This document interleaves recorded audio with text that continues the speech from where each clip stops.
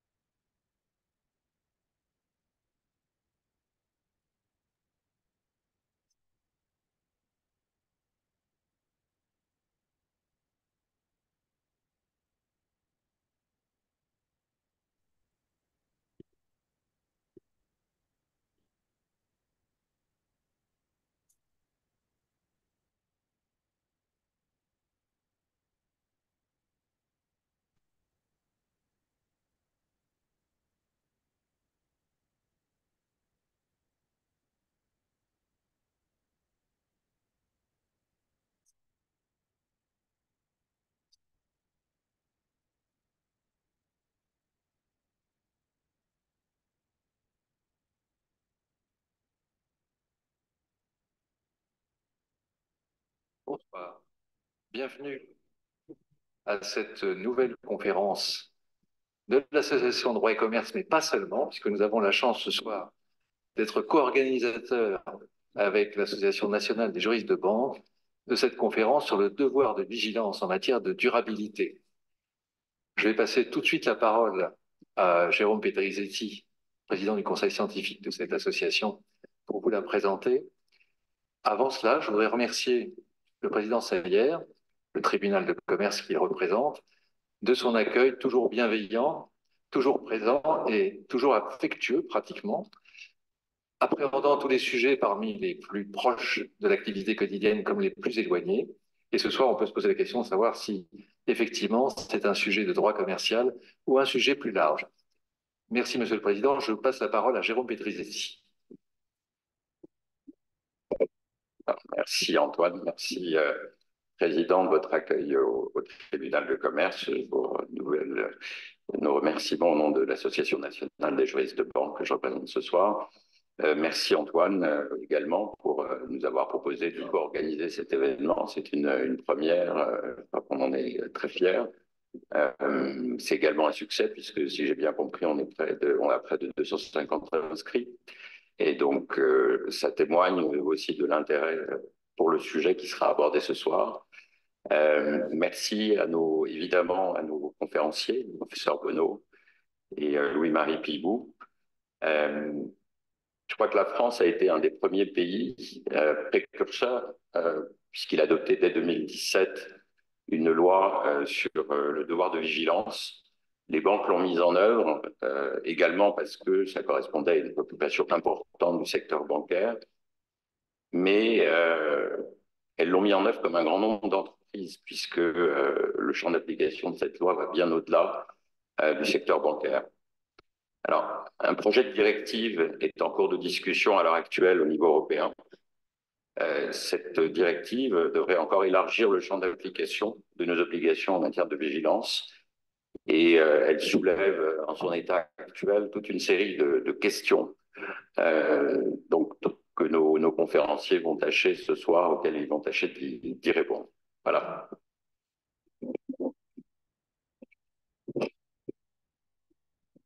Alors vraiment deux mots, parce que le plus important, c'est effectivement de passer la parole à Monsieur le professeur Bonneau ainsi qu'à Maître Pibou, qui vont s'exprimer sur le sujet. Je dois dire que j'ai découvert les questions relatives au devoir de vigilance lorsque j'étais moi-même, alors j'étais jeune juge au tribunal ici, et j'étais président d'une société d'investissement qui s'appelle Euraseo, qui disposait de multiples filiales. Je crois qu'il y a à peu près 300 sociétés dans le périmètre de consolidation d'Euraseo directement, qui toutes dépendent de fournisseurs du monde entier. Et je veux dire que mon directeur financier a très tôt attiré mon attention sur l'importance que ce texte pouvait revêtir pour les émetteurs français, qui soient du monde financier et du monde non financier, mais mais les financiers n'en sont pas pour autant exempts.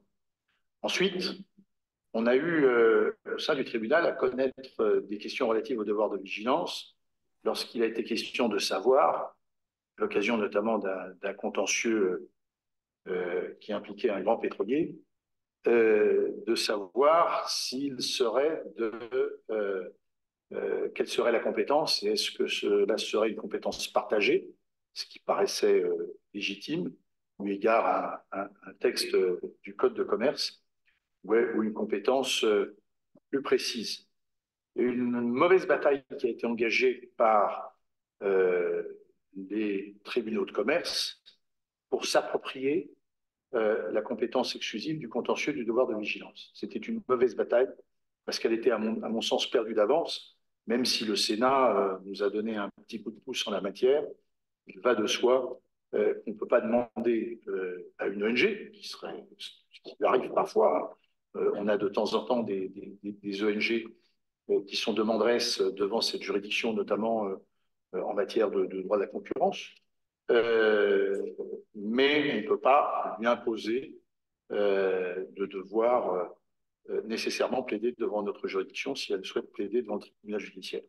Et de fait, on a perdu ce combat, puisque maintenant, dans le texte de loi, que ça relève de la compétence exclusive du tribunal judiciaire.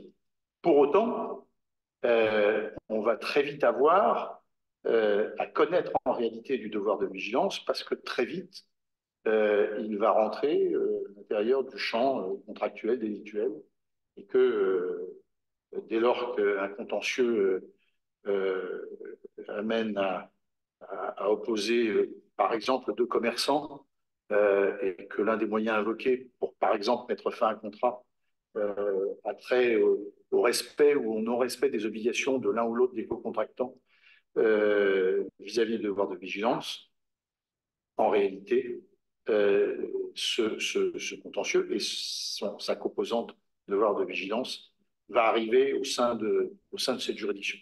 Et donc, pour nous, il est très important de participer, de co-participer en tant que juge, et avec les avocats, il y en a un certain nombre dans la salle, de comprendre comment tout cela va évoluer. Alors, il est très clair, et vous le disiez à l'instant, que les textes européens arrivent. Pour l'instant, on a un niveau d'étiage qui, sous le contrôle de monsieur le professeur, et de 5 000 collaborateurs en France, 10 000 collaborateurs dans le monde, je crois, sous votre contrôle.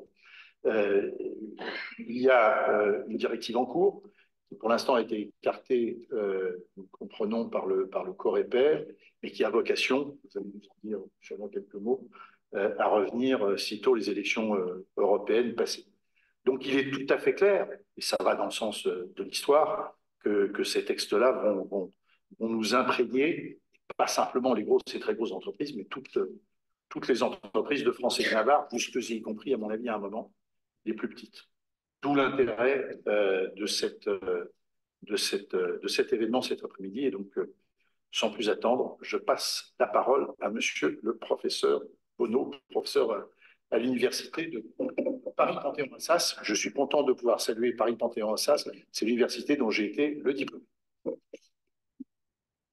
Monsieur le Président, merci. Quelques mots, finalement, pour commencer, assez à la mode, finalement, non-émission, vigilance, risque, discernement, sollicitude. Autant de mots qui caractérisent, selon les secteurs d'activité, les relations entre les entreprises, sociétés mères et filiales, fournisseurs, distributeurs et prestataires de services, clients non professionnels et clients professionnels. Le devoir de vigilance bien connu des banquiers est également un devoir s'imposant à toute entreprise. Les textes récents, tels que la loi du 27 mars 2017 et la proposition de directive du 23 février 2022, dite proposition de directive CSDD ou Corporate Sustainability Due Diligence Directive ou encore CS3D, on met en lumière l'importance de ce devoir pour toute entreprise.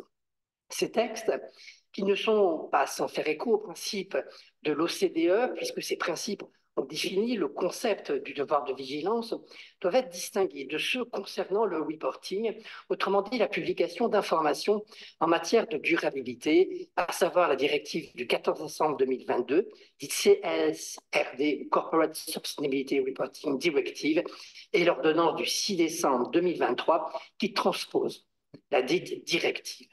Le reporting et donc la transparence est bien différente de la vigilance. Le reporting vise à obliger les entreprises à communiquer des informations relatives à leurs activités et en ce qui concerne la CSRD, des informations sur les incidences de leur activité sur l'environnement et le social. Le devoir de vigilance va au-delà du reporting car il postule une surveillance soutenue et attentive d'un acteur concernant un autre acteur. Elle peut conduire à solliciter des informations de la part des personnes surveillées et à les mettre en garde, si besoin, voire même à leur suggérer un changement de comportement. Les recommandations non suivies devant alors conduire celui qui opère la surveillance à refuser de nouer ou de poursuivre toute relation avec la personne surveillée. Cette vigilance est habituellement exercée afin de prévenir les risques matériels et financiers. Comme le montre la directive CSDD, elle est étendue à des risques sociétaux et environnementaux. La jurisprudence bancaire estime ainsi que le banquier manquerait à son devoir de surveillance s'il octroyait un crédit sans s'informer de la situation financière de l'emprunteur profane.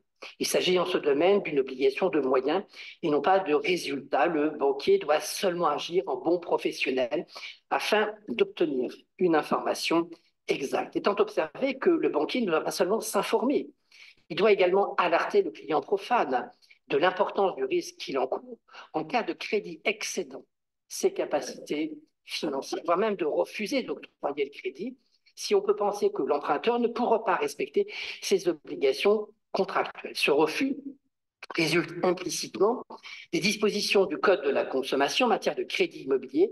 Une solution similaire résulte de la directive du 18 octobre 2023 en matière de crédit à la consommation.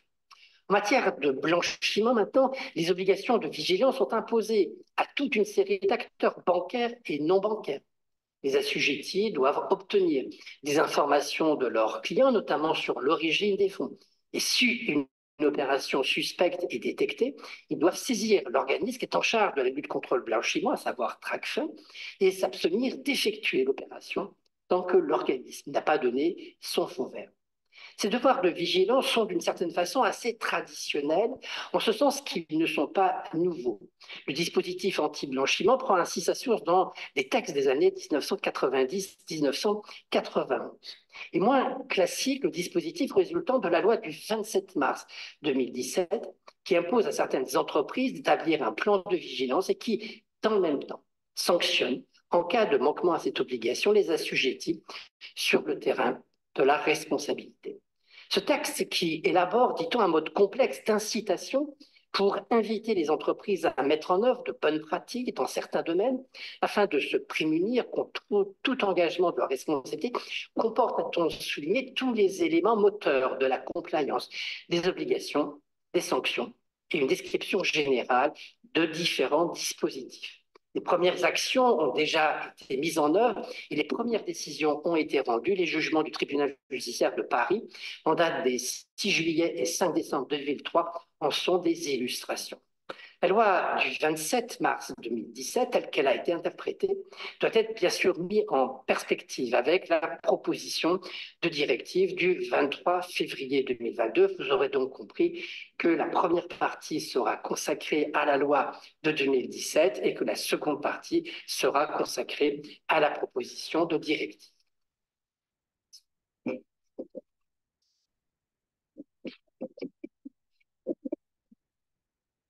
Merci, professeur Bonneau. Cette loi donc, de 2017 sur le devoir de vigilance, elle trouve son origine dans la création en 2012 d'un cercle de parlementaires, d'ONG et de syndicats dont l'objectif affiché était l'institution d'un cadre juridique plus contraignant pour les entreprises en matière de RSE après des années de RSE incitative. Il a fallu l'émotion c'était en 2012, il avait eu l'émotion suscitée par le drame du Rana Plaza en 2013. Je rappelle que il s'agissait de l'effondrement en Bangladesh d'un immeuble abritant des ateliers qui avait fait plus d'1 millier de morts. 2 propositions de loi ont été successivement examinées par le Parlement. Il y a eu 4 ans de débat parlementaire avant que voit le jour, finalement, la loi du 27 mars 2017. Je vais d'abord vous faire une présentation succincte du contenu de la loi, avant d'évoquer l'application qui a été faite par les tribunaux, puisque, comme le vient d'indiquer le professeur Bonneau, des décisions ont été rendues en la matière, et pour résumer enfin de manière succincte les critiques qui sont généralement faites à l'endroit du dispositif. Donc cette loi, elle a en substance le fait d'obliger les entreprises à mettre en place et publier un plan de vigilance dont le respect est garanti par un système de responsabilité. Alors, je commencerai cette intervention par souligner que les dispositions de la loi ont été insérées dans le Code de commerce, hein, et pas n'importe où. Les articles L225 102-4 et L225 102-5 figurent donc dans la section 3 du chapitre 5 du titre 2 du Code relatif aux assemblées générales des sociétés anonymes, à la suite de dispositions qui régissent le contenu du rapport de gestion qui doit être soumis à l'Assemblée générale des actionnaires. Je pense que cela dit beaucoup de l'esprit de ces textes. Il s'agit pour l'entreprise, il s'agit d'obliger l'entreprise à communiquer sur son activité. Alors, qui est concerné? Ça a été rappelé au début de notre intervention. Sont concernés, en l'état de la loi de 2017, les sociétés d'au moins 5 000 salariés ou 10 000 salariés si l'on y inclut les filiales directes ou indirectes étrangères. Et on verra que dans le projet de directive en cours dans la dernière mouture du projet de directive, les seuils ne sont pas du tout les mêmes. L'objet du plan de vigilance est d'exposer les mesures de vigilance raisonnables propres à identifier les risques et à prévenir les atteintes graves envers les droits humains et les libertés fondamentales, la santé et la sécurité des personnes, ainsi que l'environnement résultant des activités, ainsi que de l'activité des sociétés sur lesquelles elle exerce un contrôle. Une filiale, même si elle remplit les seuils, n'a pas à réaliser elle-même un plan de vigilance si sa société mère est déjà soumise au devoir de vigilance.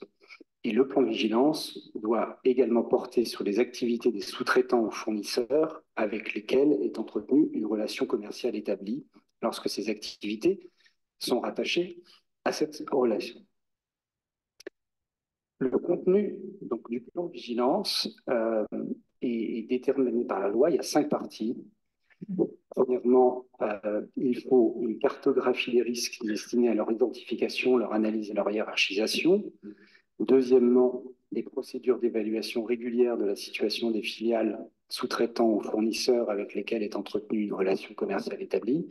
Troisièmement, des actions adaptées d'atténuation des risques ou de prévention des atteintes graves. Quatrièmement, un mécanisme d'alerte et de recueil des signalements. Et cinquièmement, un dispositif de suivi des mesures. Ce plan de vigilance, j'y reviendrai dans un instant, doit être établi en concertation avec les parties prenantes. Ce terme n'étant pas défini par la loi, ce qui n'est pas sans poser de difficulté. Et d'autre part, le texte de la loi prévoit qu'un décret d'application doit préciser le contenu du plan. Comme vous le savez sans doute, ce décret n'est jamais intervenu, ce qui, encore une fois, n'est pas sans poser des difficultés d'application de la loi sur le devoir de vigilance. Alors, je ne vais évidemment pas reprendre les problématiques qui s'attachent à chacun des volets du plan de vigilance. Simplement un mot s'agissant de la cartographie des risques. C'est une exigence de la loi. On attend de l'entreprise qu'elle hiérarchise les risques. Qu'est-ce que ça veut dire? Ça paraît bien grave. Il n'y a pas ça paraît bien vague, il n'y a pas de définition légale des atteintes graves, prioritaires. Bon, mais en pratique, on tient compte de la matérialité du risque, et notamment de la probabilité de survenance du risque en question et de ses éventuelles conséquences au titre de cette hiérarchisation. S'agissant du périmètre d'application de cette cartographie des risques, elle s'applique à la chaîne de valeur. Et donc, cela concerne toutes les partenaires, alors en amont, puisque vous aurez noté que ce qu'on vise, ce sont les fournisseurs et les sous-traitants. Donc, en fait, ce sont les partenaires dans l'entreprise qui concourent à la délivrance par l'entreprise du service ou la production du produit. Ça ne s'applique pas à l'aval. Et donc, ça ne s'applique pas en réalité, j'employais à l'instant la notion de chaîne de valeur, qui n'est sans doute pas appropriée, parce que ça ne s'applique pas à toute la chaîne de valeur, en ce sens que ça ne s'applique pas à l'aval, aux clients, aux activités des clients. Mais à cet égard, je soulignerais que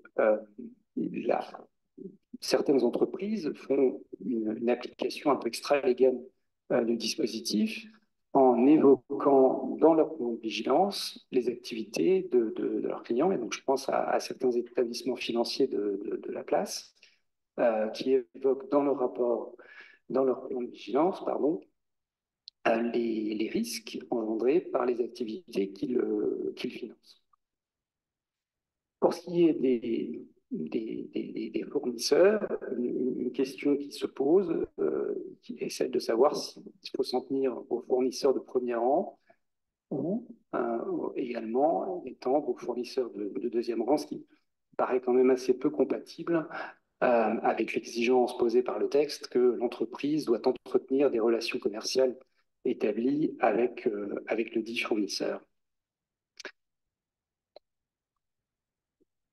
S'agissant des parties prenantes, alors il n'y a pas de définition par la loi. Je pense que si la directive européenne est un jour adoptée, on y verra plus clair. En l'état, le système qui est défendu consiste à, au cas par cas, entreprise par entreprise, définir ce que sont les parties prenantes. On part des activités de l'entreprise, des risques engendrés par ces activités, et donc on mesure là quelles sont les personnes physiques ou morales, au fond, qu'il s'agisse du cercle interne à la société ou externe, qui sont susceptibles d'être affectées par les activités de la société. Et donc, on trouve parmi ces parties prenantes aussi bien des syndicats que des associations de défense de l'environnement.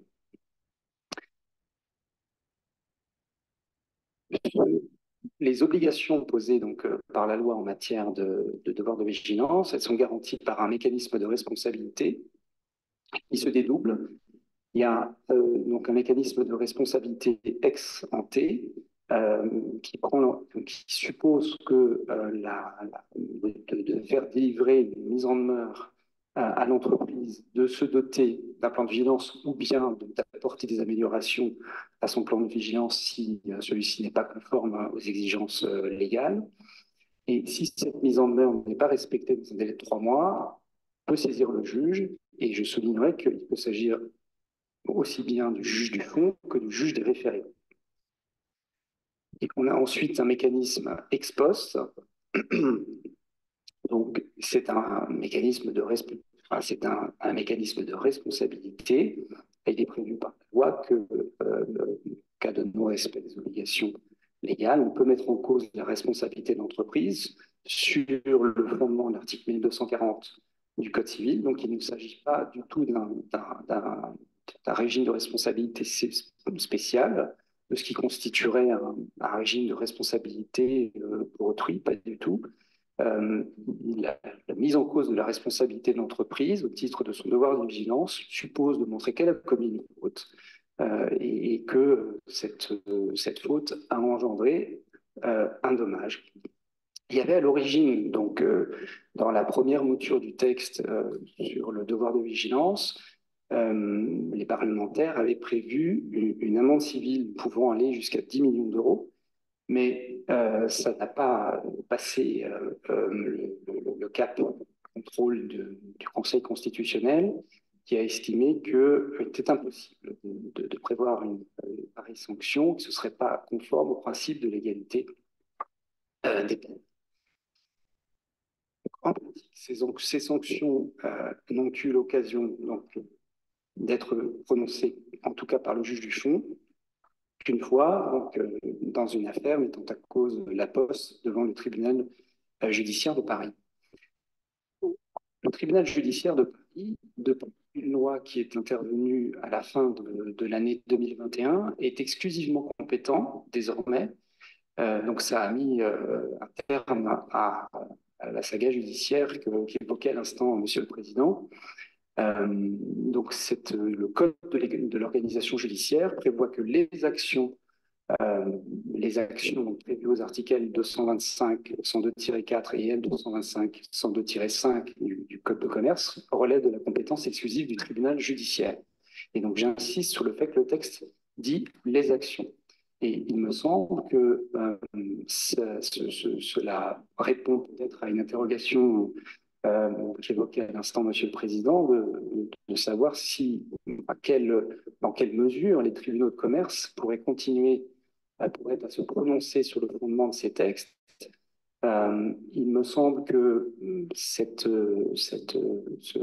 le Code de l'organisation judiciaire ne réserve pas au tribunal judiciaire de Paris un monopole d'interprétation ou d'application de ces textes. Ce que le Code de l'organisation judiciaire me dit, c'est que l'action, en joindre à l'entreprise de se mettre en conformité avec ses obligations ou l'action en responsabilité civile en respect du devoir de vigilance, ça relève du tribunal judiciaire. Mais dès lors que, imaginons un litige opposant deux commerçants, pour un litige, par exemple, qui pourrait consister trouver son origine dans la rupture brutale de relations commerciales à l'égard d'un fournisseur dont on estimerait que les agissements ne sont pas acceptables, eh bien, je ne vois pas pourquoi les tribunaux de commerce ne pourraient pas faire une appréciation de la portée de ces textes. Alors, les décisions judiciaires qui ont été rendues sur le devoir de vigilance, essentiel. Enfin, les premières décisions, elles émanaient du juge des référés.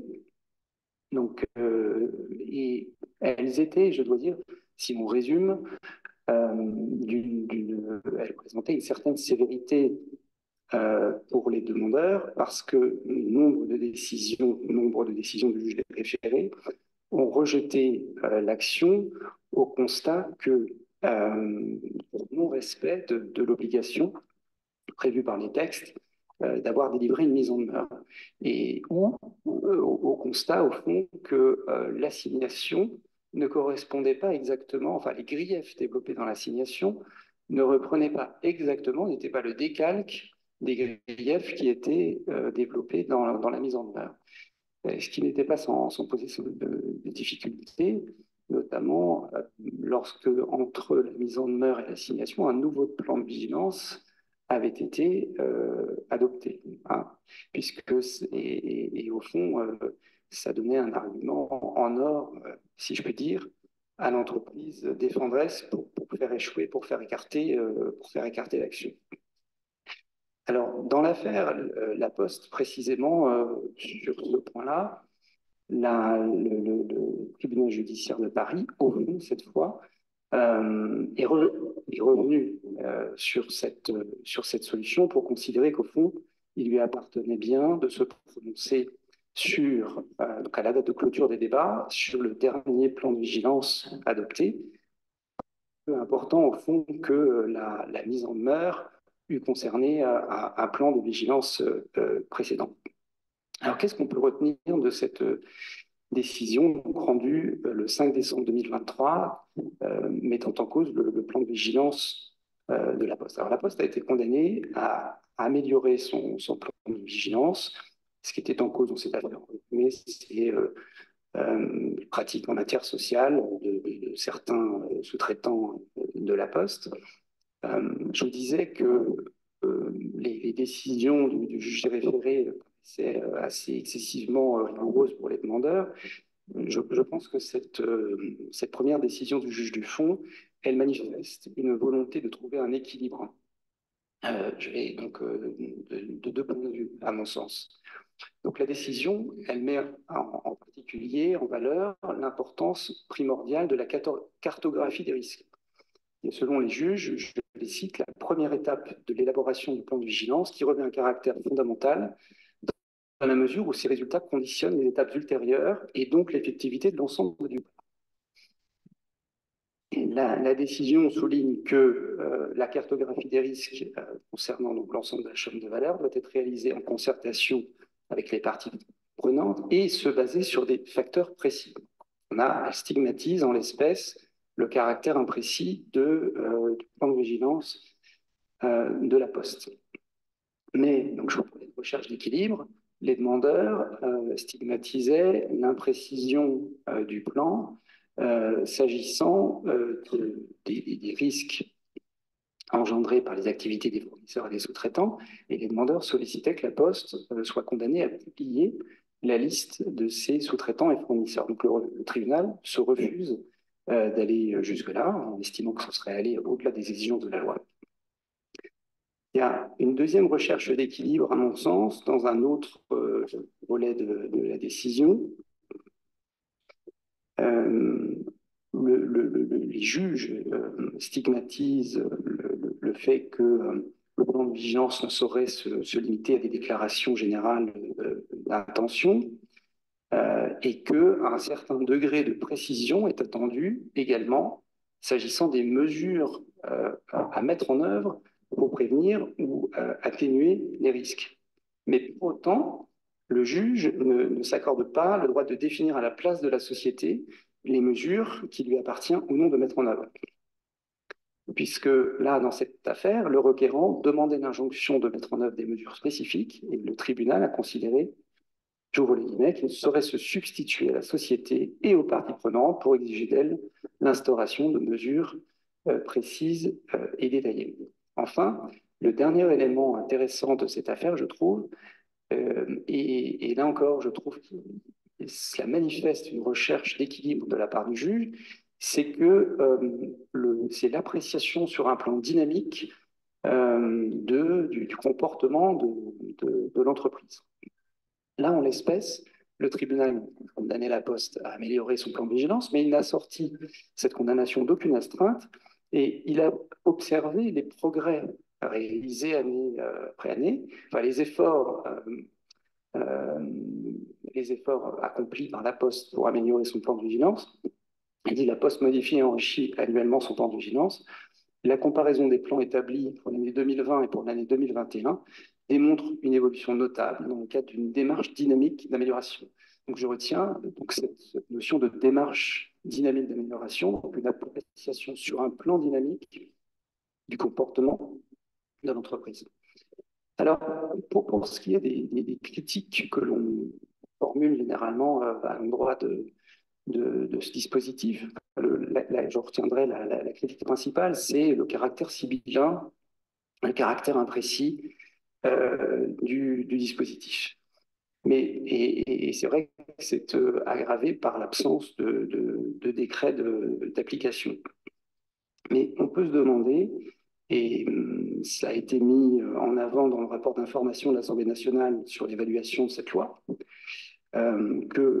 au fond, c'est une approche trop précise transformerait peut-être le devoir de vigilance en une obligation essentiellement formelle qui manquerait alors l'objectif de la loi.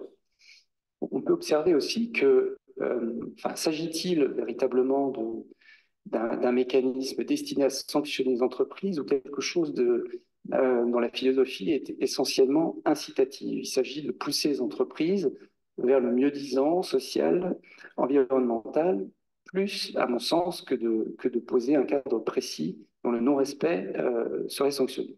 D'autre part, il ne faut pas oublier que Il y a toute la soft law, les règles souples, comme on dit, en matière de vigilance qui sont à la fois, qui sont elles très précises. Or, la loi, elle est directement inspirée donc de cette soft law, des principes RUGI relatifs aux entreprises et aux droits humains adoptés en 2011 dans le cadre des Nations Unies et aux principes de l'OCDE à l'intention des entreprises multinationales.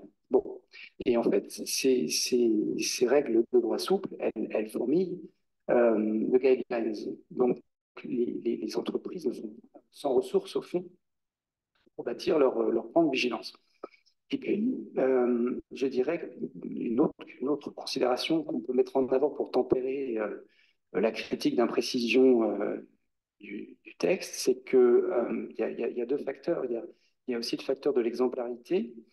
Il y a des entreprises qui vont un peu plus loin que les exigences strictement légales, dans l'établissement de leur plan de vigilance. Et au fond, au fil des années, il n'y a rien de tel que d'aller lire un plan de vigilance, au fond. Hein, et les plans constatent, enfin les spécialistes, dont je ne suis pas, observent que année après année, les plans de vigilance s'améliorent et que, au fond, les entreprises s'approprient le dispositif, ce qui est l'idée. Et puis, la jurisprudence, alors on a peu de décisions à ce stade, mais il va y en avoir d'autres, et en particulier des décisions qui vont émaner de la nouvelle chambre de la Cour d'appel de Paris, spécialisée en la matière, qui rendra ses 3 premières décisions sur le devoir de vigilance le 18 juin.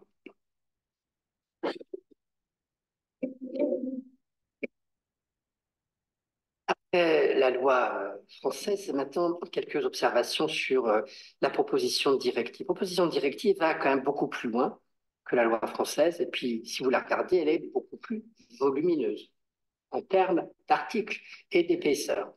Ce texte est présenté comme un texte qui répond aux objectifs de l'Union européenne en matière de durabilité, mais ce n'est pas la seule présentation, parce qu'on souligne dans le même temps qu'il est de l'intérêt des entreprises de respecter finalement les prescriptions posées par ce texte en raison des inquiétudes croissantes que suscite la question de la dignité humaine, de la liberté, de la démocratie, de l'égalité des droits de l'homme et de l'environnement chez les consommateurs et les investisseurs.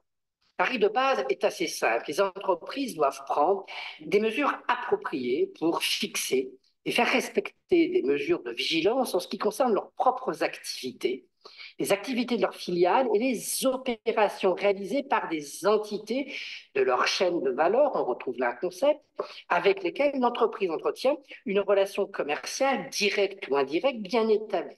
Il s'agit toutefois, selon les considérants, d'une obligation de moyens et non pas d'une obligation de résultat que, bien sûr, on ne peut pas exiger des entreprises qu'elles garantissent en toutes circonstances, pour ne pas appeler, j'y reviendrai, les incidences négatives, qu'elles ne se produisent pas ou qu'elles ne puissent pas être évitées. La directive va permettre, et là on peut avoir quelques scepticismes, aux États membres d'introduire des dispositions plus contraignantes en ce qui concerne certaines des obligations qu'elle pose. Bien sûr, cette directive n'est pas sans interpeller, car les dispositions concernant les entreprises assujetties au devoir de vigilance montrent que la CSRD a un effet extraterritorial. Ces entreprises participent de ce que j'appelle les acteurs couverts par le dispositif vigilance mis en place par la CSRD, étant précisé que la CSRD ne se contente pas d'assurer le contrôle administratif des autorités, elle permet également, on prévoit également que les entreprises qui ne respectent pas leurs obligations au titre de la CSRD peuvent engager leur responsabilité civile. Vous aurez donc compris qu'il y aura 3 points. Je vais insister tout d'abord sur les acteurs, ensuite sur le dispositif vigilance, et après on reviendra sur la responsabilité. D'abord les acteurs. Les acteurs, finalement, je ne les limite pas aux entreprises assujetties. Il faut l'élargir aux personnes surveillées, il faut tenir compte des autorités de contrôle. En plus, parmi ces acteurs, je vise les dirigeants, les mandataires, les tiers indépendants et ce qu'on appelle, le concept a déjà été évoqué, les parties prenantes. La loi française se caractérise en ce qui concerne les entreprises assujetties par l'unicité du critère, des seuils élevés et la localisation du siège social en France.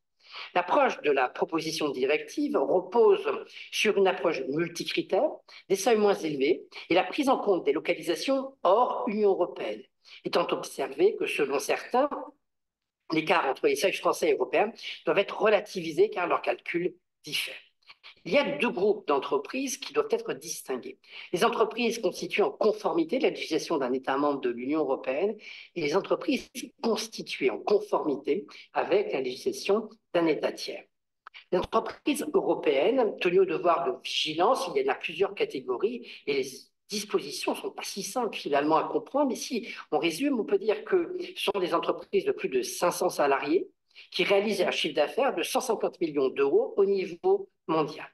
Sont également concernées les entreprises européennes qui n'atteignent pas ces seuils et qui sont les sociétés mères d'un groupe qui atteint ces seuils dans leur compte consolidé.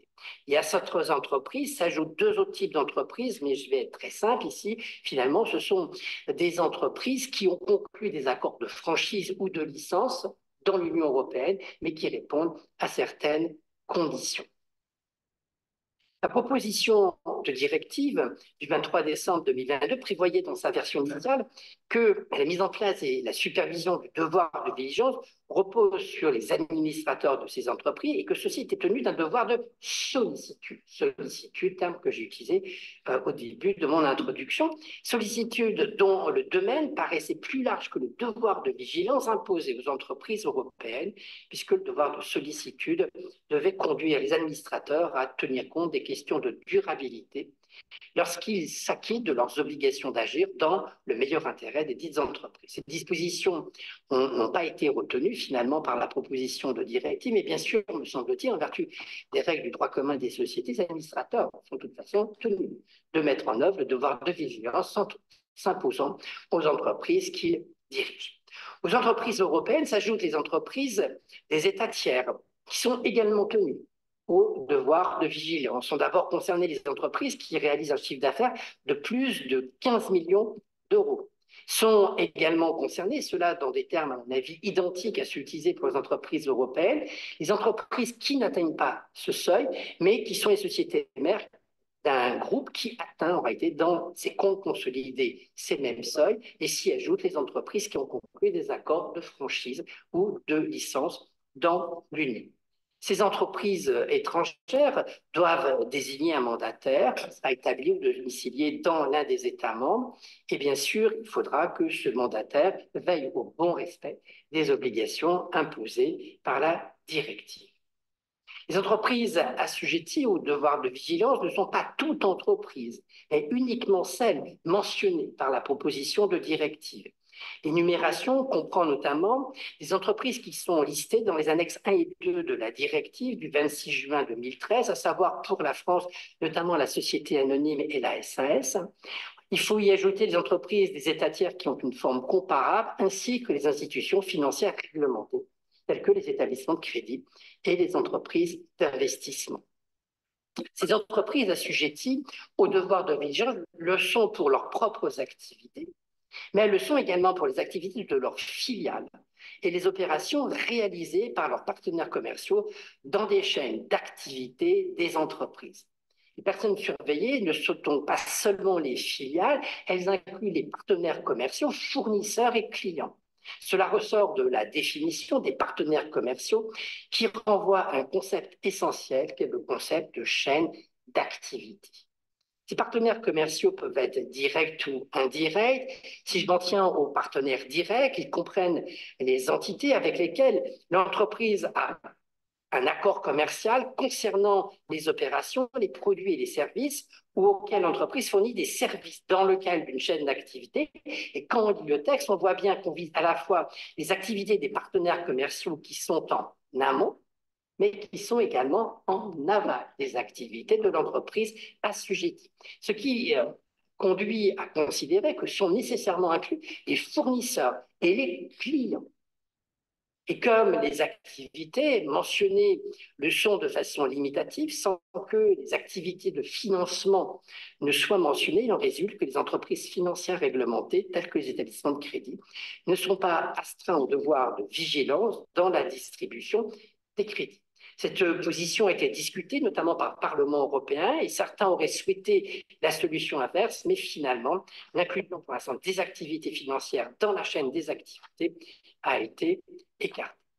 Le respect des exigences imposées aux entreprises assujetties peut être contrôlé par des tiers indépendants des entreprises. Ce sont par exemple des auditeurs dont l'impartialité doit être assurée par les États membres, comme ceux-ci doivent garantir l'indépendance des autorités de contrôle qui sont en charge du respect de ce devoir de vigilance. Il y a bien sûr des dispositions sur ces activités, sur ces autorités de contrôle, et pour, par exemple, les entreprises européennes, l'autorité compétente est celle de l'État membre où l'entreprise a son siège statutaire, et il est précisé que ces autorités doivent avoir les pouvoirs, les ressources nécessaires pour bien assurer toutes leurs tâches. La proposition directive prévoit également la mise en place d'un réseau européen des autorités de contrôle. Ce réseau doit faciliter la coopération et les échanges d'informations entre toutes les autorités. Ce réseau peut se justifier par le fait que les entreprises ont des activités sur le territoire des différents États.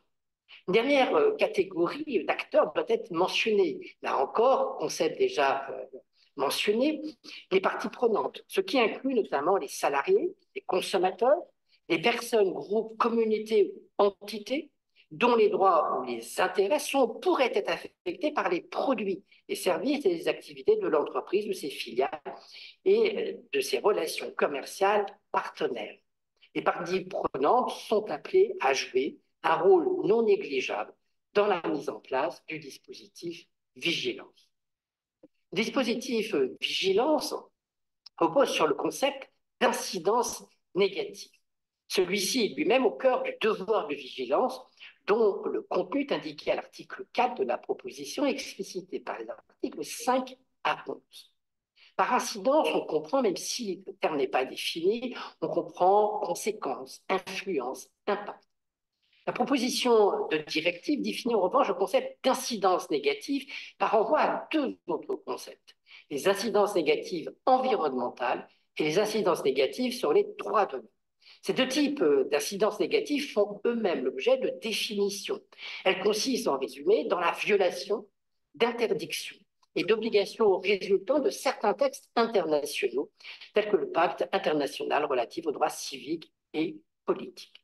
La proposition de directive ne se limite pas toutefois à cette approche.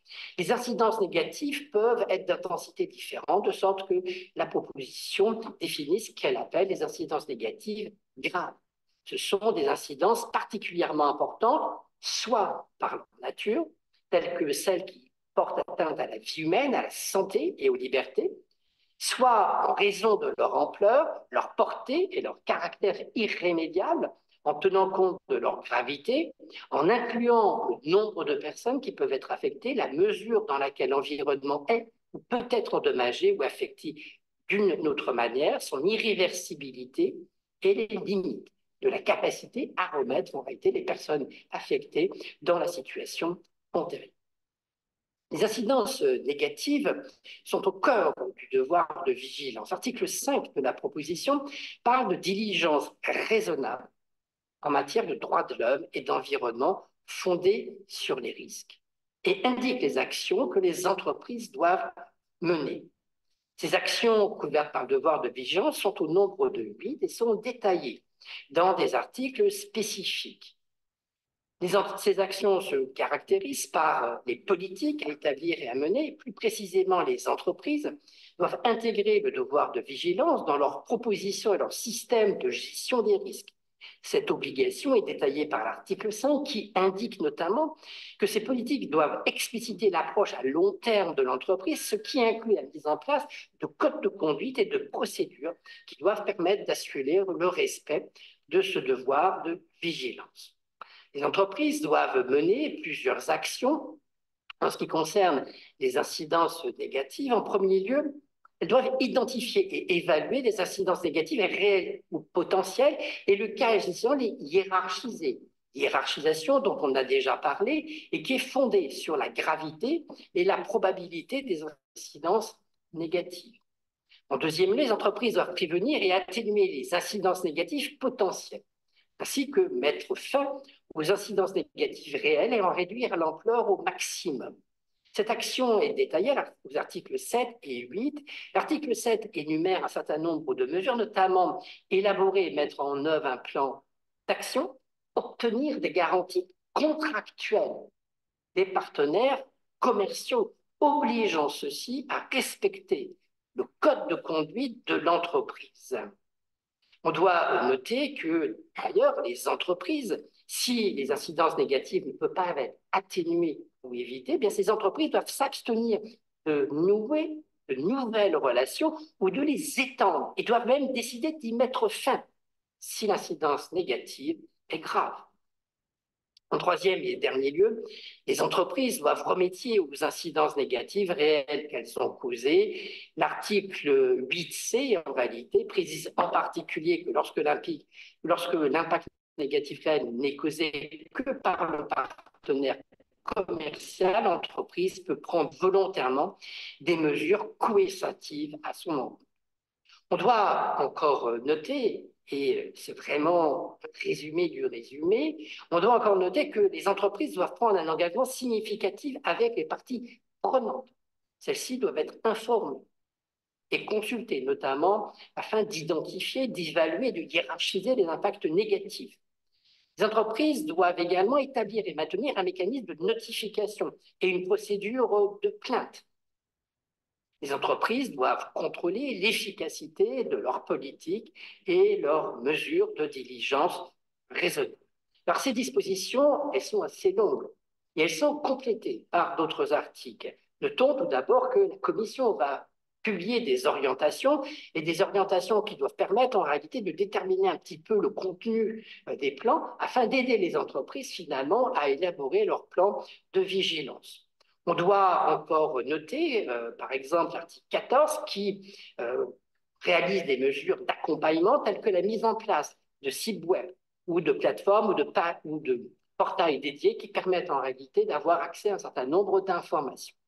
Un dernier article doit être mentionné, c'est l'article 15 qui prévoit que certaines des entreprises soumises au devoir de vigilance doivent adopter et mettre en œuvre un plan de transition pour l'atténuation du changement climatique qui vise à garantir que le modèle d'entreprise et la stratégie de l'entreprise sont compatibles avec la transition vers une économie durable et avec une limitation du réchauffement climatique à 1,5 degrés, conformément à l'accord de Paris.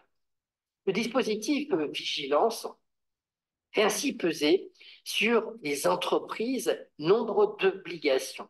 Celles-ci sont de façon indéniable assez intéressantes, car on peut penser qu'elles vont, si je peux utiliser le terme, impacter le commerce international. Et donc le flux des biens et des services, car à l'avenir, il sera difficile de produire à l'étranger et d'avoir des liens avec des entreprises qui ne respectent pas un certain nombre de normes environnementales ou relatives aux droits humains. Dans le même temps, pour les entreprises assujetties, il y a un devoir d'ingérence dans les modes de production de leurs partenaires commerciaux et leur responsabilité pourra être engagée si elles ne tirent pas vis-à-vis de ceux-ci les conclusions nécessaires eu égard aux obligations couvertes par le devoir de vigilance. D'où l'importance des règles adoptées en matière de responsabilité civile par la proposition de directive. Alors, sur le terrain de la responsabilité à proprement parler, alors, il n'y a pas de révolution à attendre s'agissant de la responsabilité civile, puisque le texte européen prévoit que si responsabilité civile il y a en matière donc de manquement au devoir de vigilance, on ne crée pas de régime spécial de responsabilité. Il n'est toujours pas question, heureusement, je veux dire, de responsabilité pour fait d'autrui. Il faut caractériser pour mettre en cause, engager la responsabilité de l'entreprise qui a contrevenu à ses obligations telles que prévues par la directive. Donc, il n'y a pas de révolution sur ce terrain-là. La directive est novatrice en ce qu'elle prévoit d'instituer donc l'obligation pour les États de prévoir un dispositif donc, permettant à une autorité nationale d'infliger une amende civile à l'encontre des sociétés donc soumises au devoir de vigilance et qui ne respecteraient pas leurs obligations. Alors, en l'état du texte, le quantum des amendes est laissé à l'appréciation des États. Il y a un maximum, sauf erreur de ma part, qui est prévu. Donc, le montant maximum de la sanction devra... Alors, le montant maximum de la sanction, 5% du chiffre d'affaires mondial de la société soumise ou du chiffre d'affaires consolidé déclaré par la société mère pour les sociétés soumises en vertu des critères. Et le texte, de manière intéressante, énumère les critères qui devront être pris en compte dans la détermination des sanctions appliquées, la nature, la gravité et la durée du manquement à l'obligation de vigilance, ainsi que la sévérité des impacts qui en découlent. Petit b, les investissements et les actions réalisées par l'entreprise pour éviter ou supprimer ce manquement. Si c'est les éventuelles collaborations avec d'autres entités mises en place pour traiter les impacts négatifs concernés. Lorsque c'est pertinent, les décisions de priorisation faites au préalable par la société, les éventuelles actions de remédiation mises en place par la société, les gains financiers réalisés ou les pertes évitées par la société en raison du manquement, toute autre circonstance aggravante ou atténuante applicable au cas d'espèce.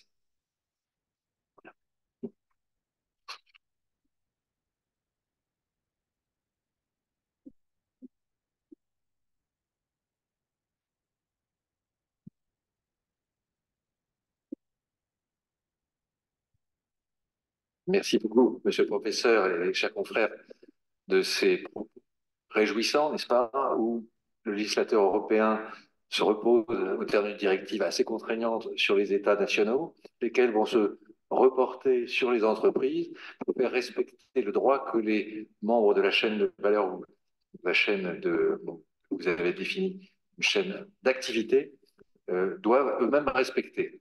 On a un peu l'impression qu'on est à la fois dans l'action et la démission de l'État, et c'est un peu terrifiant. Enfin, ma première réaction, c'est une réaction un peu pas d'étonnement, mais d'inquiétude tout de même.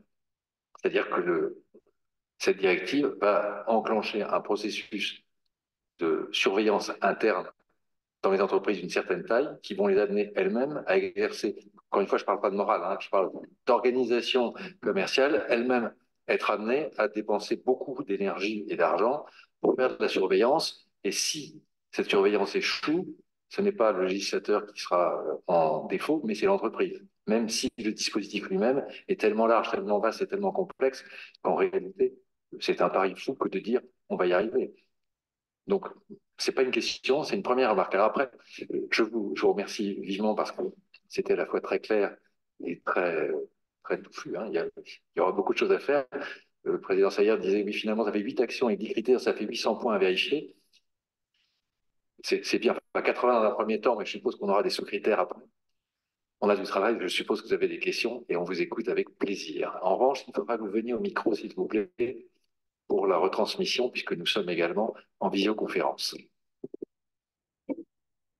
Avant qu'une question vienne dans la salle, monsieur le professeur, est-ce que le législateur a réfléchi à une AAI qui serait consacrée à ce sujet? Pas encore, espérons-le, et on n'a pas encore l'agence anticorruption ou un équivalent qui va venir s'en préoccuper. C'est la première question, mais elle est un peu sur le ton de l'humour, vous l'avez compris. La deuxième question, c'est est-ce que on traite quand même d'économie et il y a un principe qui est quand même un principe de réalisme. Est-ce qu'on est capable, ou le législateur est capable de tenir compte des secteurs en tension? Je prends un exemple. C'est le seul mandat que j'ai conservé. Je suis administrateur d'une société qui s'appelle Valeo, qui est au cœur d'une chaîne d'activité, qui est celle de la production d'automobiles.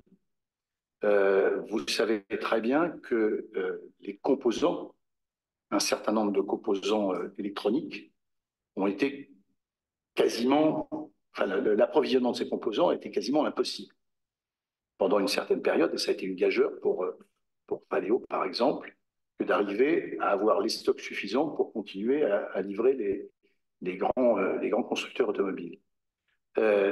Je ne vois pas, lorsqu'on est dans une situation de tension, d'une violence absolue, je peux vous dire que c'était une violence absolue, je ne vois pas une entreprise comme Vélo, je la cite comme un exemple, être capable d'imposer à son fournisseur, a fortiori au fournisseur de son fournisseur, mais là, maître, vous me dites que je ne dois pas forcément aller trop loin, je ne la vois pas être capable d'imposer ce type de demande. Et donc, est-ce que l'idée qu'un secteur puisse être à un moment donné sous tension est prise en compte par le législateur ou pas?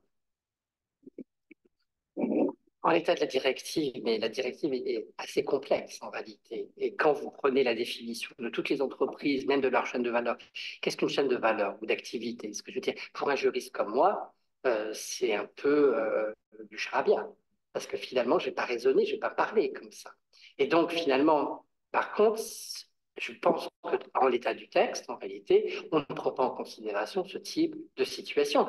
C'est tout à fait général et on fait des règles. En réalité, vous invoquez, il y a quand même, si vous voulez, un mouvement de fond qui, comment vous dire, il y a une époque, on va dire notamment au début des années 2000, mais les banquiers s'en souviennent pas l'affaire CAXA, où on avait mis en valeur, enfin, à opposer le droit de la consommation et le droit de la concurrence. Et là, aujourd'hui, en réalité, on est en train d'opposer le droit de l'environnement ou des droits humains avec, je dirais, des impératifs d'ordre économique. Et à l'époque, c'était le droit de la concurrence qui avait gagné.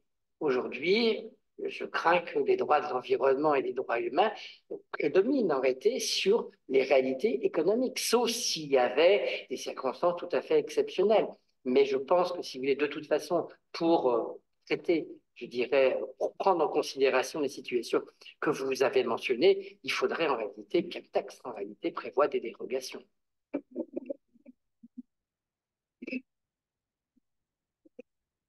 Et donc, pour répondre à votre question sur le fait de savoir s'il y a déjà des autorités de supervision qui ont été désignées, il y a des idées qui circulent et il y a un certain nombre de secteurs qui ont déjà la chance de posséder des autorités de supervision qui pourraient faire office finalement d'agence de contrôle de ces nouvelles réglementations. Moi, j'avais une question à l'attention. La CPR, par exemple, à ce stade, rien n'a été arrêté définitivement, mais ça fait partie des sujets qui sont en cours de discussion. J'avais une question parce qu'on a parlé du projet de directive.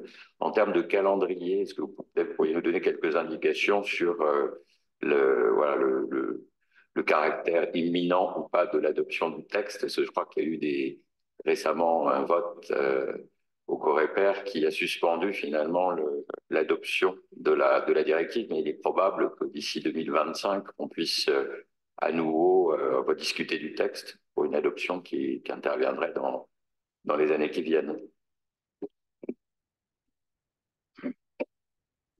En réalité, effectivement, il y a eu le Conseil européen qui a refusé. En tout cas, je pense que c'est un texte, même si là, il prend un peu de retard, c'est un texte qui interviendra nécessairement. C'est un peu marxiste, ce que je vais dire, mais c'est un peu dans le sens des histoires. Donc, je ne vois pas comment, en réalité, ce type de texte, même avec des majorités différentes au Parlement européen, ce que je veux dire, ne pourrait pas aboutir.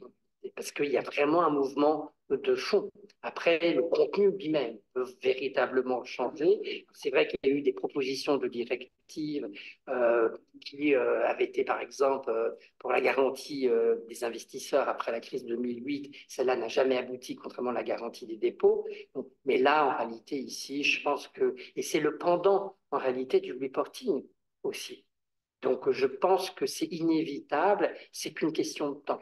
Après, vous dire un calendrier précis, je n'ai pas le bout de piste.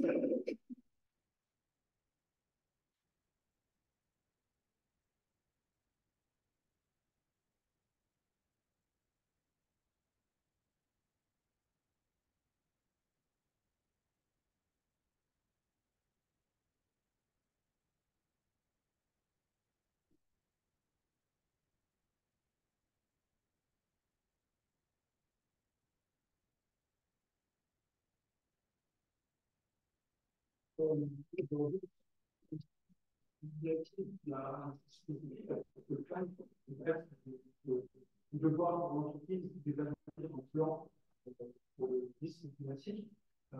Est-ce qu'il faut comprendre que, comme il y avait une obligation spécifique qui est prévue dans la loi française pour le droit de vigilance, il faudrait comprendre que certains grave dans la loi française ne dit pas le.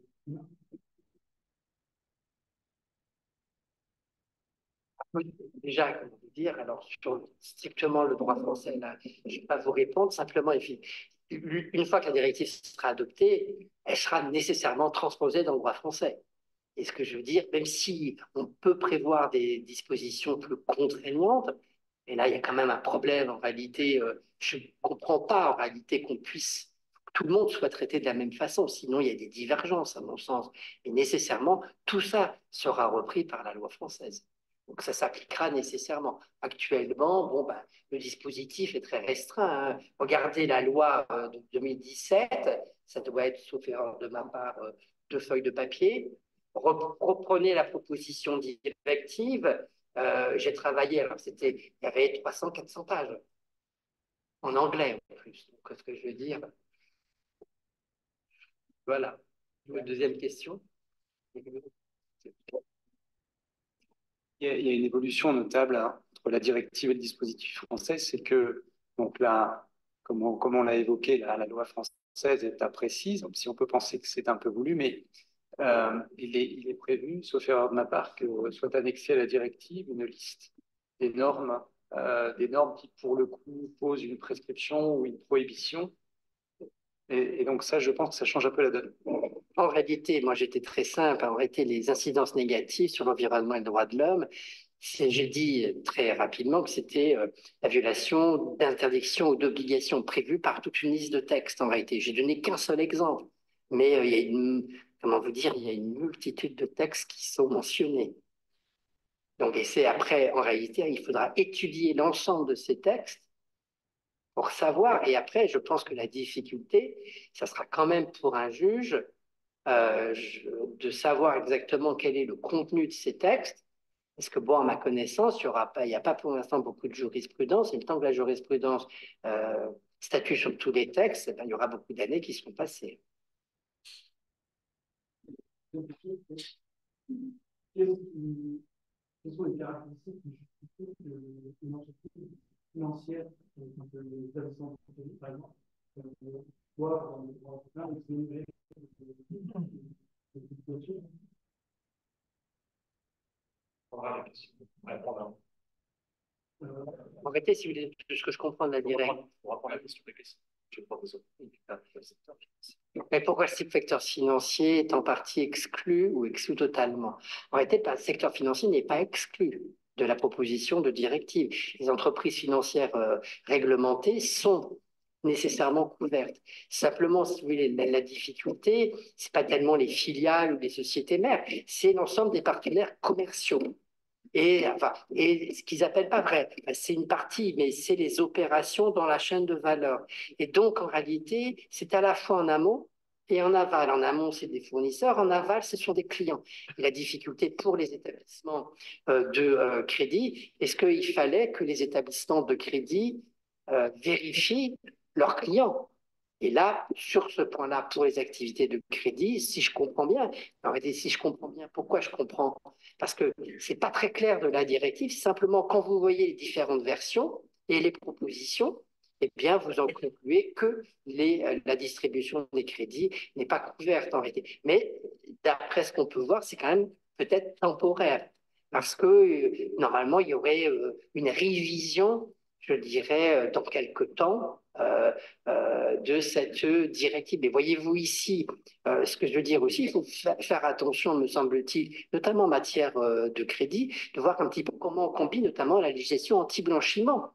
Parce que la législation anti-blanchiment impose déjà un certain nombre de vérifications, ce que je veux dire. Donc, bon, et après, en réalité, si on vérifie, par exemple, les crédits, alors ça, c'est une question que moi j'ai traitée il y a une vingtaine d'années dans un article, si c'est des crédits, c'est aussi dire, est-ce que le banquier doit refuser de financer certains crédits parce qu'il ne respecterait pas, notamment ce que j'appelle les crédits polluants, c'est-à-dire les entreprises qui polluent, voyez-vous? Et donc, en réalité, là aussi, là, il y a ce sont de véritables questions de société, en réalité, parce que c'est vraiment une orientation de la société. avec des contraintes finalement, mais il ne faut pas oublier que la société, elle mérite, elle doit être financée néanmoins.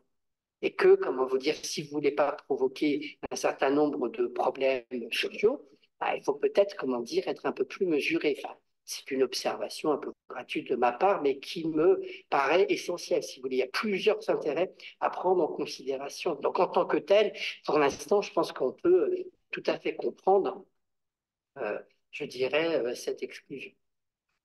Merci.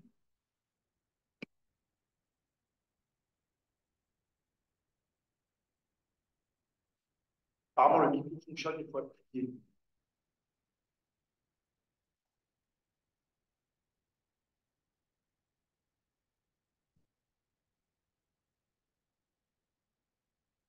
Arrêtez le cas.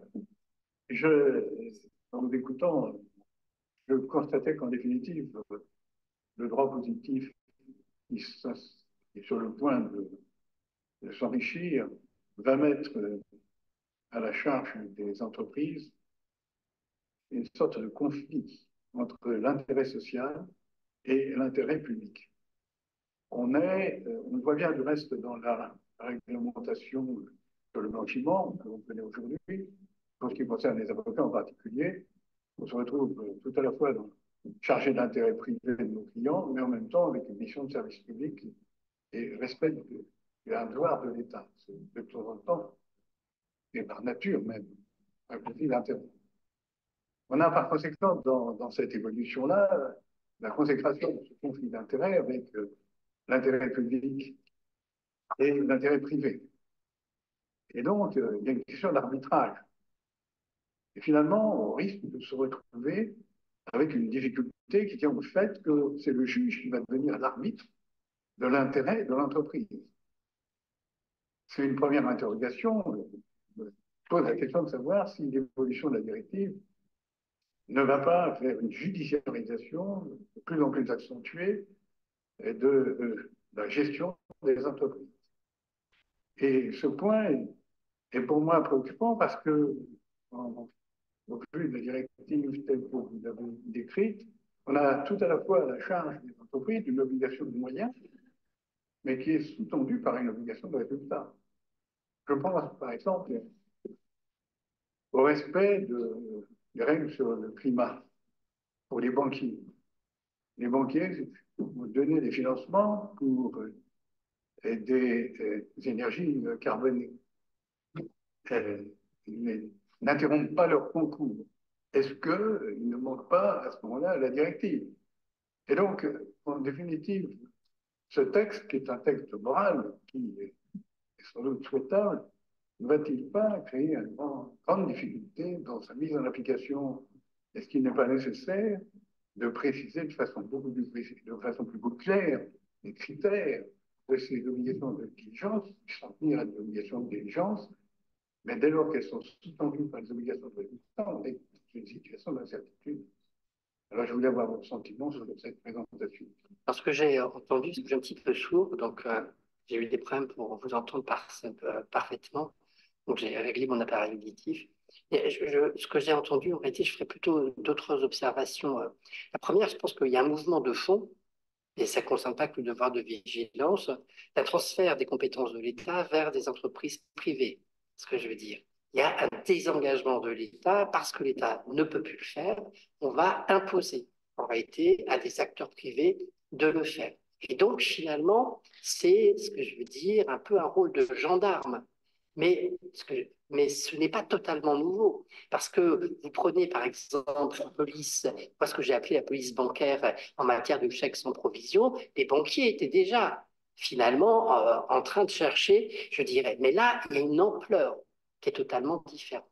Après, le deuxième point que j'ai bien entendu, me semble-t-il, c'était votre interrogation sur la balance, en quelque sorte, entre l'intérêt privé et l'intérêt public. Et vous allez dire, c'est le juge qui va trancher. En réalité, votre question et votre observation supposent que l'intérêt privé soit équivalent à l'intérêt public. En réalité, l'intérêt public prédomine l'intérêt privé. Donc, le juge va nécessairement, normalement, trancher en sens de l'intérêt public.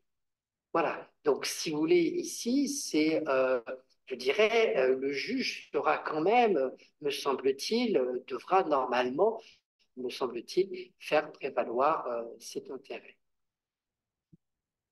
Le juge aura toujours le dernier mot.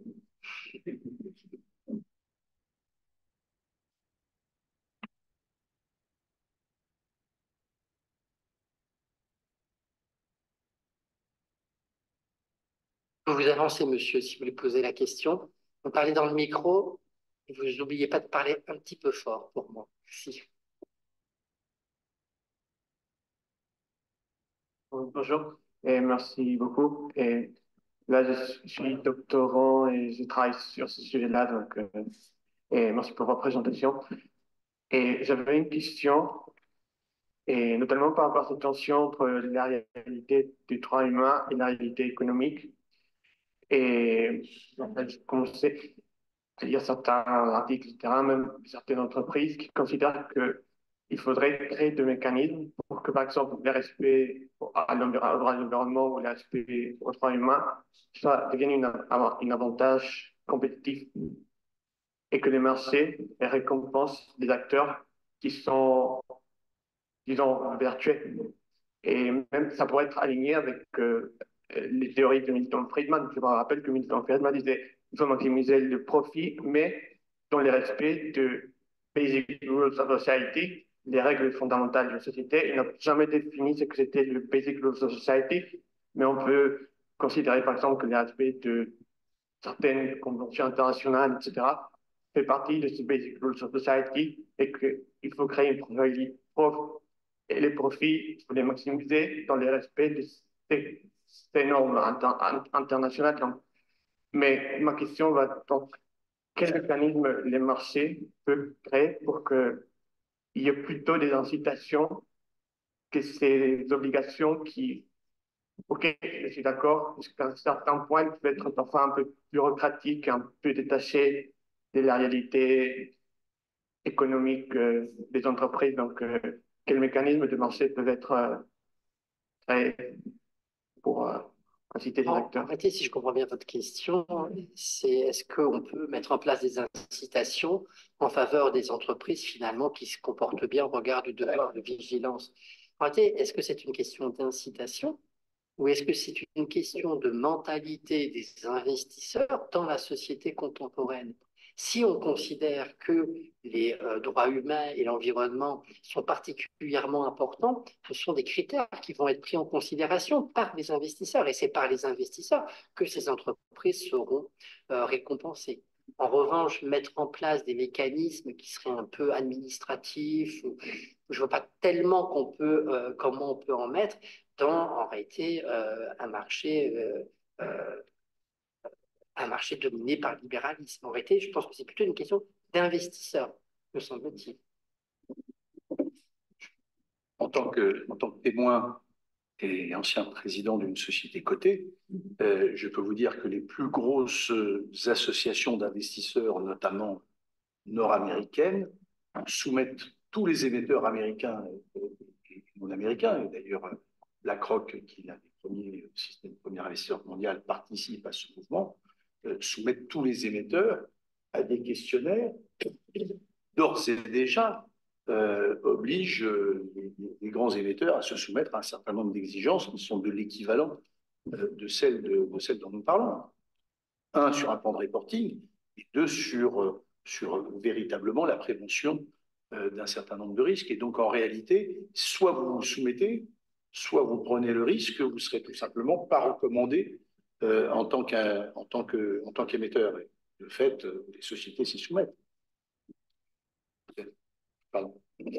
En même temps, on a vu que le Congrès américain a essayé de passer un texte faisant interdiction précisément à ces fonds d'investissement de flécher de façon positive, à raison de leur politique RSE, un certain nombre d'entreprises, et qu'il a fallu un veto du président pour que ce texte ne soit pas d'application immédiate. Donc il y a un conflit de fond aussi sur l'orientation politique, et c'est pour ça qu'on passe de l'économie à la morale. Comment faire pour que l'intérêt social soit également l'intérêt moral de la société, alors que on sait définir l'intérêt social par rapport à une activité économique, parce qu'on l'a appris. Définir l'intérêt économique par rapport à la morale, c'est quelque chose d'assez nouveau, qui est plutôt contre-intuitif par rapport à tout ce qu'on a appris aujourd'hui. Donc là, l'État pourrait jouer un rôle en différenciant, je ne sais pas, les taux d'imposition en fonction des activités. Mais ce qui est très singulier dans ce qu'on a entendu tout à l'heure, et merci encore, messieurs, mais c'est que finalement, l'État, effectivement, se désengage dans certaines mesures de son rôle normatif, mais on demande à des entreprises qui sont toutes réputées exercer légalement leur activité de veiller à ce que d'autres entreprises avec qui elles travaillent exercent légalement leur activité. Alors, j'exagère un peu en disant légalement, mais il y a quand même une atteinte à une forme de règle, de la loi, et cette atteinte à la loi doit conduire l'entreprise qui la constate dans sa chaîne de valeur ou d'activité à prendre des sanctions à l'égard de son partenaire. C'est quand même singulier. Et si elle ne le fait pas, elle engage sa responsabilité.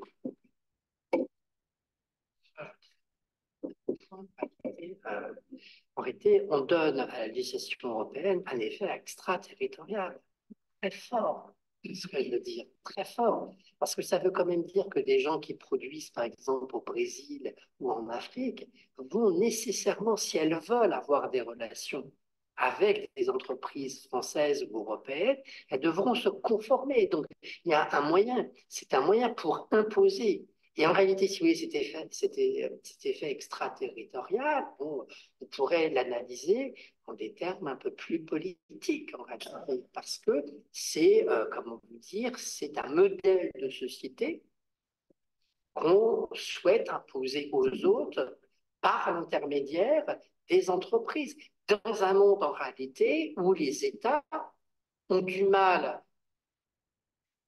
à subsister, parce qu'en réalité, on est dans un monde qui est sans frontières, avec des degrés différents, et parce que la planète, on est tous interdépendants pour un certain nombre de choses. Voilà. Les distances étant excessivement réduites. Donc, c'est un texte en réalité. Quand j'entends c'est la morale, pour moi, j'avais appris le droit, c'est pas la morale, ce que je veux dire. Bon. Et la morale, qui va faire la morale? Qui est la bonne personne qui va exprimer cette morale? Ce que je veux dire, on peut avoir des morales différentes. Donc, c'est vrai que la morale, pour moi, appelle l'arbitraire. Donc, c'est vrai que je suis un peu réticent à dire qu'il y a de la morale parce qu'on va vers de l'arbitraire. Simplement, je dirais, ce texte traduit en réalité une évolution profonde du monde contemporain. C'est la déstructuration des États tels qu'on les connaît pour un certain nombre de raisons. On dirait les distances se réduisent avec l'avion. L'Internet permet en réalité des relations. Donc le monde a nécessairement changé. Il y a des problèmes environnementaux, puisque, comment dire, la population est passée de 1 milliard, il y a, mettons, au début de 1900, si je ne fais pas d'erreur, à 8 milliards. Et donc, il y a des problèmes, si vous voulez. Donc, voilà, c'est ça qu'il faut voir en ligne de compte. Et après, pour votre question, effectivement, on peut recommander. Ce que je veux dire, après, c'est à nous, quand on fait des investissements, d'avoir nos propres critères et de récompenser ce qu'on pense en réalité. La question n'est pas nouvelle parce que la question, elle s'est posée déjà avec ce qu'on appelle les produits verts il y a quelques années, en réalité. Et toute la question était de savoir, est-ce que si on est un peu plus vert que les investissements classiques, eh ben, est-ce que ça va répondre aux attentes des investisseurs? En réalité, il y a quand même un mouvement profond de la population qui peut investir et qui prend en considération ce type de considération.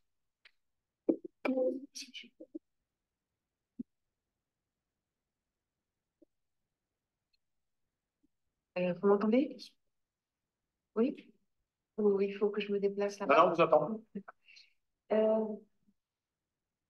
J'ai mieux compris ce soir par votre exposé sur cette nouvelle directive que je crois qu'en fait, c'est une directive transverse qui va venir compléter tous les textes qui sont déjà là et qui vont permettre d'interpréter ce qu'on ne comprend pas encore très bien sur l'adéquation vigilance avec la finance durable, en fait. Il semble, toutes les questions qu'on a posées, là, il me semble que la réglementation actuelle sur la finance durable, il répond déjà. et qu'on risque d'assister un petit peu à ce qui s'est passé avec le paquet numérique en 2023 de l'Europe, avec tous les règlements DMA, DSA, DGA et le Data Act, où dans tout le corpus de définition, la Commission a pris soin de dire que toutes les définitions sur la manière dont on devait définir un certain nombre de choses, la donnée, le service essentiel de plateforme, etc., devaient s'interpréter de la même manière. Et il me semble que d'après ce que vous avez dit, en fait, on va rapprocher, si je comprends bien, certaines règles de l'évaluation de la vigilance avec les règles de la finance durable, et notamment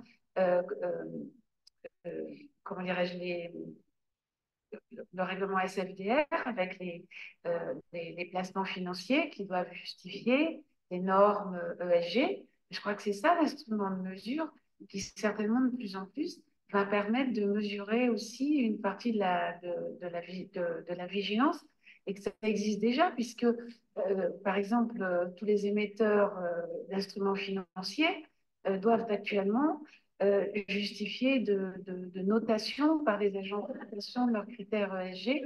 Et je crois que de plus en plus, il va y avoir une porosité, justement, et la directive CSDR le prépare un peu, selon moi, que ce sera transverse, en quelque sorte. Et il me semble qu'on va tous, enfin, de plus en plus, toutes les entreprises vont devoir s'astreindre aussi à une notation de leurs critères ESG qui sera plus ou moins élaboré et qui permettra de faire partie de leur plan de transparence, à mon avis. Pour répondre à votre question, je pense qu'il faut surtout une cohérence dans l'ensemble des textes. Parce qu'effectivement, vous avez le règlement taxonomie qui donne des critères, comment on définit ce qu'est une entreprise durable, etc. Et en réalité, et après, ça détermine finalement les activités et après les produits, notamment. Effectivement, ce que je veux dire ici, il y a nécessairement une cohérence nécessaire, parce que s'il n'y a pas de cohérence nécessaire, je pense que ça sera assez complexe en réalité. Alors, c'est déjà très complexe.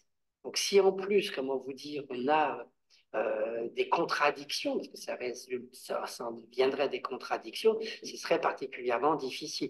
Mais effectivement, l'ensemble, parce qu'il y a l'environnement et les droits humains, et quand on parle de l'environnement, nécessairement, il faut prendre en considération les textes existants, ce que je veux dire, notamment le règlement taxonomique, qui permet en réalité de dire si une entreprise a des activités vertes, conformément aux droits humains, etc. Donc, pour moi, nécessairement, il y a une corrélation à faire. Et c'est, en réalité, si vous voulez, il y a une grande différence quand même, à mon sens, c'est de dire, je prévois des critères pour dire que ces activités sont vertes et que donc, si ces activités sont vertes, les entreprises sont un peu, sont elles-mêmes vertes.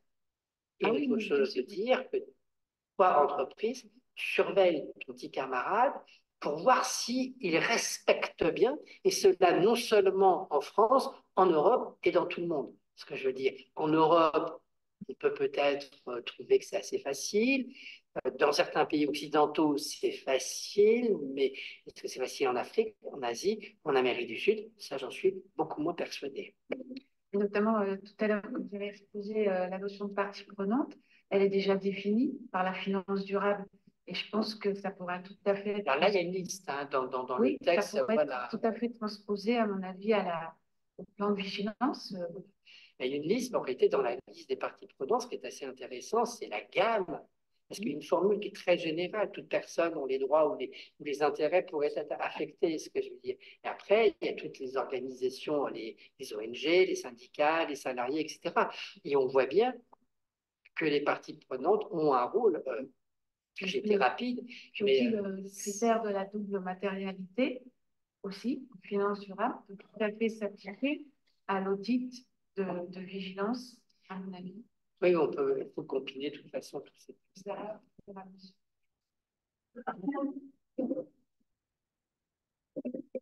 Merci beaucoup, madame.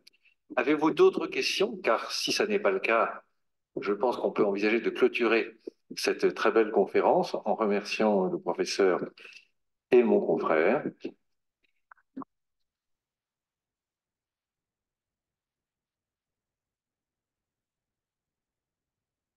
avant de nous lancer à l'assaut de ce cocktail qui est préparé à notre attention, je voulais faire une petite annonce importante. Il s'agit du rendez-vous que nous avons tous, ou en tout cas un certain nombre d'entre nous, la semaine prochaine pour le colloque de droit et le colloque annuel à Deauville de droit et commerce. C'est le 22. Oui, c'est 22 mars. Non, c'est la fin de la semaine prochaine. Déjà, le temps passe vite. Et ceux qui ne sont pas encore inscrits peuvent encore s'inscrire. Il reste encore des places disponibles. Le sujet est celui des nouvelles technologies, de nouveaux horizons pour le juriste, c'est-à-dire un vaste programme.